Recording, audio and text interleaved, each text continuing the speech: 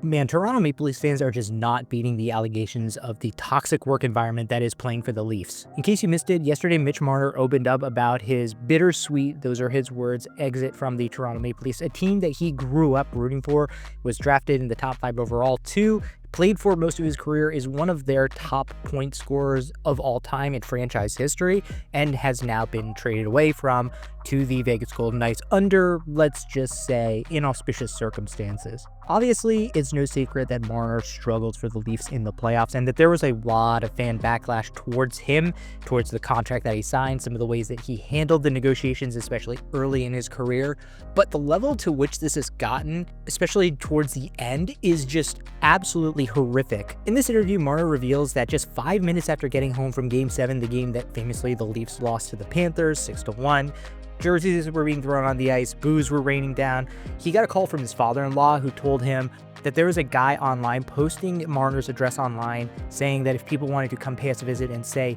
goodbyes in a quotation way, here's the address. Which, I don't care who you are, that's absolutely terrifying. Marner is married, he has a young child, and for random psychos on the internet to be doxing him, posting his address, and basically intimating that people could be going there to commit violent acts is going to shake absolutely anybody to their core. Marner also revealed that after this incident, he and his family had basically round-the-clock security protection for 2 weeks after the game. They felt fearful going out to walk their dogs and go out in the world. And as a result, I can't really fault him for not wanting to go back and for facilitating that trade to Vegas, a place where he knows some players, has experience with some players who used to play for the Leafs and for the Golden Knights.